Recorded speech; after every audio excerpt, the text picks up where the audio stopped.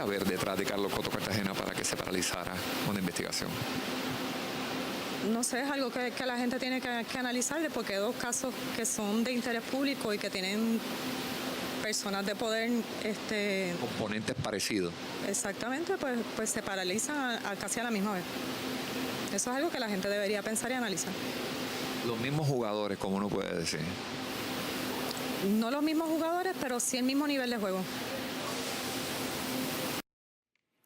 Bueno, esta noche me acompaña el periodista Eliezer Ramos de Lo Sé Todo. Gracias por estar con nosotros, Eliezer. Buenas tardes. Buenas noches. Típicamente Lo Sé Todo dice buenas tardes. Así que, y hoy también con nosotros la fiscal licenciada Betsaida Quiñones. Gracias por estar con nosotros. Buenas noches. Ok, Eliezer, obviamente, como sabes, puede hacer las preguntas. Yo he visto lo que has hecho y le hemos dado seguimiento y por eso decidimos traerla acá y darle seguimiento a lo que ustedes estaban haciendo en Lo Sé Todo, que ha sido un gran trabajo. Pero, fiscal, la pregunta yo creo que todo el país se hace es por qué hablar ahora. Yo sé que usted ya ha contestado esa pregunta, pero antes de que conteste esa pregunta, me gustaría que usted nos dijera algo que yo creo que es lo más básico.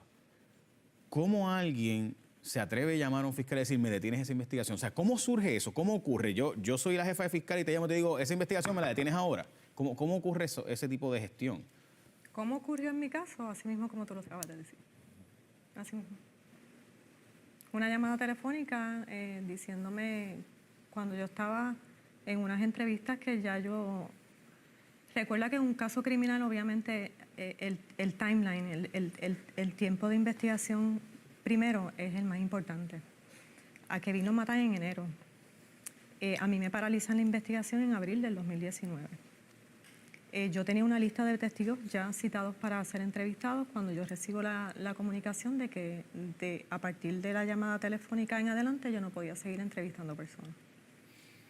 Ok, déjeme... O sea, ya usted había estado 3 meses investigando el caso. Enero, febrero, marzo... Y en abril ocurre la llamada. A principios de abril fue que ocurrió la llamada.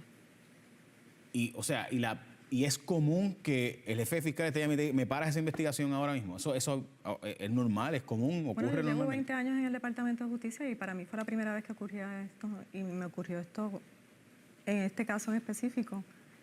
O sea, 20 años de fiscal y en los 20 años de fiscal nunca un jefe de fiscalía o un jefe suyo de distrito la llamó para decir, me detiene esta investigación. No, llaman siempre por lo regular para mantenerse al tanto de cómo está la investigación, para reunirse con nosotros para ver en qué plano está corriendo la investigación, la posible erradicación de cargos, pero nunca había recibido una llamada en términos de paralizar una investigación. Y no solo entonces fue el caso de Kevin Fred, que de nuevo, para aquellos que no saben, es este trapero que es verdad, reconocido de la comunidad LGBTIQ. Él presuntamente tenía unos vídeos, bueno, presuntamente no, tenía unos vídeos de Ozuna, y Ozuna radicó una querella por extorsión, aparentemente le pedía dinero a cambio de no divulgar estos vídeos. Ozuna estuvo dispuesto en un momento a radicar una querella, después la retiró, después le siguió pagando, etcétera. Y de repente, pues aparece muerto. Sabemos que en aquella escena, Ozuna, el cantante, hubo una escena después de un asesinato, ¿verdad? Que no vamos a entrar ahora en eso porque son otros hechos. Pero lo importante en el asesinato de Kevin Fred, ¿ese asesinato vincula necesariamente a personas relacionadas al bajo mundo o ustedes tienen ya sospechosos claros? O sea, esta investigación iba ya claramente sobre alguien y de ahí entonces de repente es que me para la investigación. La investigación iba dirigida a las personas cercanas en el momento en que ocurre el asesinato de Kevin. O sea, que estaba cerca de encontrar. Obviamente, Kevin se estaba moviendo en esos momentos en el mundo musical que era el que él quería seguir y pertenecía al área de cantera, también se estaba moviendo en esa área. Sí, yo tenía un listado de posibles sospechosos y se le comunicó en un momento dado a la jefa de fiscales en esos momentos, Olga Castellón, el listado que yo tenía de las posibles personas que podrían haber participado en el asesinato de Kevin. Ok, Eliezer, yo sé que tú en muchas ocasiones estuviste tratando de conseguir esta información. Es correcto. Es que para añadir a lo que acaba de decir la fiscal, cuando ocurre esta detención, según lo que nos narra la fiscal Betsaida Quiñones, ocurre en un momento sumamente o fuerte dentro de la investigación. Ya se había traído a Ozuna, ya se había traído a Vicente Saavedra, había creado toda una conmoción mediática, no tan solo local, sino también internacional. Yo creo que también en un momento propicio entiendo yo, para que si tú querías descarrilar o tú querías detenerlo, era ese momento. Porque si mi mente no me falla, tú en entrevistas anteriores me habías comentado y me habías dicho, nosotros planteamos volver a citar a Osuna, volver a citar a Vicente Saavedra y a otros componentes más. ¿Quién es Vicente Saavedra para los que no son seguidores del mundo del reggaetón? En aquel momento era el manejador de Osuna. Era el manejador de Osuna en el momento en que ocurren los eventos. Ok, el abogado de Osuna es el licenciado Antonio Zagardía, mucha gente lo conoce, y es una persona con mucho acceso, así que con mucho gusto, si Osuna está disponible o usted quiere hablar con nosotros, con mucho gusto estaremos disponibles a escucharle.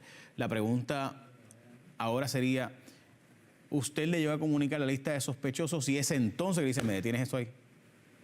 Luego de un proceso administrativo que se me requiere una serie de memorandos en el Departamento de Justicia, ella decide tomar, cuando yo le envío un listado de personas que yo tenía citadas para la próxima semana, entiéndase la próxima semana después de la llamada telefónica, pues entonces ella toma la determinación recibo yo la llamada telefónica.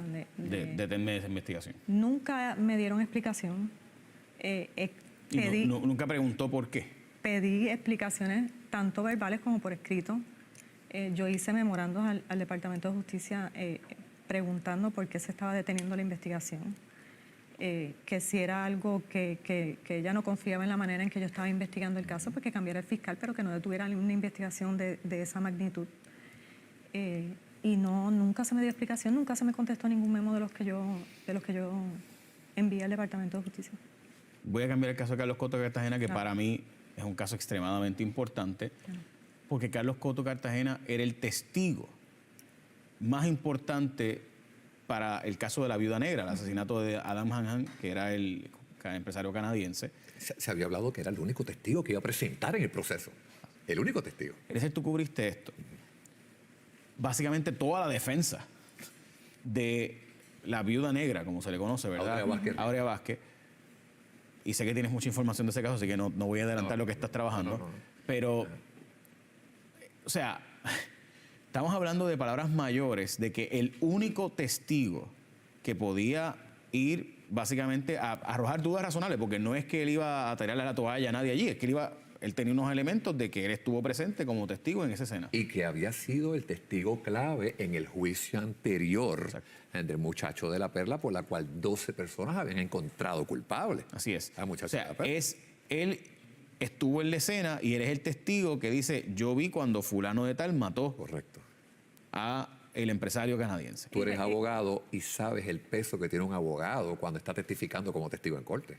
Y recordando que es un 2-0, lo que se necesitaba era una sola persona que dudara del testimonio, los testimonios vertidos en el juicio para que no se diera la culpabilidad. El punto es que este testigo, justo el día en que le corresponde ir a testificar al Tribunal Federal de lo que él vio y de lo que ya había testificado a nivel estatal, muere. Y muere en unas circunstancias bien extrañas. Y en esa escena, de repente, llegan unos abogados y piden, básicamente, la policía no puede entrar, se forma todo a un pandemonium, etcétera. ¿Usted está investigando ese asesinato? ¿O esa muerte? Yo estuve investigando el asesinato. Actualmente no lo estoy investigando. Ok. Pues usted estuvo investigando esto. Para usted, lo que usted investigaba, acaba de usar la palabra asesinato igual que yo. ¿Fue un asesinato o fue una muerte accidental? Dentro de lo que pueda contestarme, yo sé que no puede, me imagino que por sumario fiscal no puedes entrar en detalle, ¿verdad? No puedes contestar. Ok. ¿Cómo hago me encantaría contestar la pregunta, pero sería darte una opinión de un caso que obviamente yo estuve bajo investigación y no sería ético yo hablar. Sí, y el sumario fiscal está ahí, así que es parte confidencial lo que ocurre ahí. Claro. Pero volviendo entonces ahora a hacer la pregunta de otra manera. Para usted este caso debe continuarse investigando. Claro. Sí, completamente. Y en ese caso sí también tuve problemas con la licenciada Castellón, en el sentido de que, por ejemplo, habeas corpus que yo solicitaba para... En un momento dado, la viuda Aurea Vázquez hizo una alocución al momento de su sentencia a nivel federal. Y de todo lo que pudo haber dicho, para mí fue bien curioso que ella dijera que a Carlos lo habían matado porque iba a testificar en su defensa. Obviamente, cuando a mí me dan como fiscal una información como esa, mi deber es investigarlo.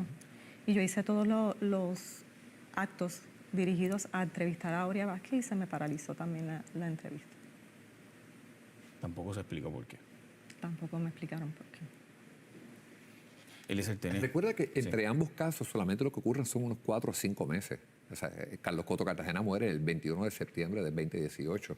Entonces, Kevin Fred muere en enero del 2019. O sea, los jugadores eran los mismos. Y en todos los años de experiencia que usted tenía como fiscal, esto nunca le haya pasado. Nunca. Es que nosotros como fiscales tenemos la en plena facultad para investigar un asesinato de principio a fin, sin tener que recurrir a la oficina de la jefa de fiscales para pedir autorización de si necesito entrevistar a X o Y persona. Eso no se da. Y como yo bien lo dije en la entrevista de Lo Sé Todo que me lo hicieron anteriormente, estos casos son casos como cualquier otro caso en Puerto Rico. No hay que darle un privilegio por ser X o Y. Se tratan de la misma manera. ¿Hubo otras llamadas de otros casos que usted sepa? De mi conocimiento, no. Ok. Por lo menos a mí me pasó en esos 2 casos. Que obviamente son alto interés público y sabemos que las personas que están alrededor son de alto poder. Se peticionó, dentro de lo que pueda decirme, porque sé que está en parte del sumario, que en el caso de Carlos Coto Cartagena se hiciera un estudio científico, un matemático, un físico matemático, fuera y como parte de la física diga, ok, él cayó aquí, si tú miras a alguien que cae aquí, debió tirarse, pudo haberse caído o pudo haber sido tirado. Y las probabilidades, obviamente, de la física matemática te van a decir hacia dónde se acerca la cosa. Eso se hizo. Eso se hizo y te quiero aclarar ese punto porque yo cuando Olga Castellón estaba dirigiendo la jefatura de los fiscales, yo hice en más de 5 ocasiones las peticiones a la oficina de ella, que es quien nos da los fondos para contratar un perito. En más de 5 ocasiones por escrito yo solicité un perito en este caso. Y solicité los dummies para recrear la escena con un dummy, que era lo que la patóloga en ese caso nos estaba sugiriendo. Ninguna de esas peticiones fue contestada. A mí no me asignaron ningún perito en ese caso bajo el mandato de Olga Castellón y de Wanda Vázquez mientras estuvo allí. No es hasta que llega Domingo Emanueli que entonces se abren las puertas para entonces yo poder contratar un perito. Eso honestamente yo no le puedo encontrar lógica. O sea, yo tengo un caso de investigación de alguien que es un notorio abogado, cuya mamá es una notoria juez, cuya familia son, ¿verdad?, personas muy queridas en Puerto Rico por las razones que sea, un individuo que fue abogado del pueblo, o sea, dando servicios gratuitos al pueblo como abogado.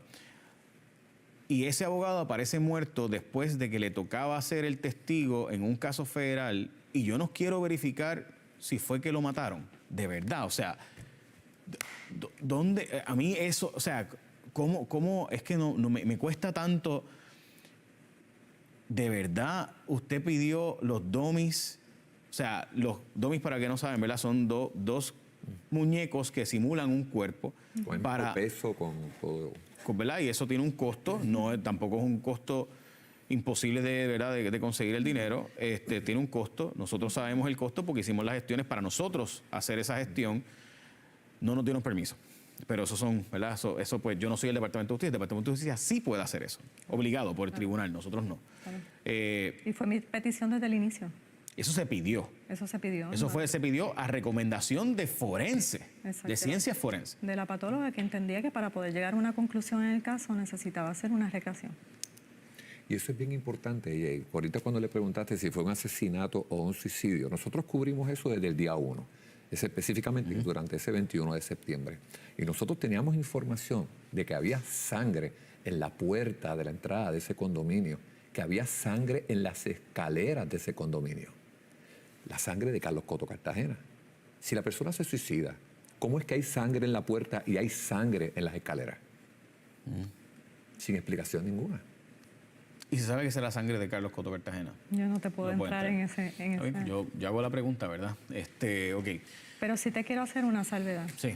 Yo decido, como fiscal, de tantos años de experiencia, decir lo que estoy diciendo en el día de hoy, porque yo tengo un compromiso real con las víctimas de los crímenes en Puerto Rico. Y para mí no fue fácil que se me paralizara una investigación de este tipo.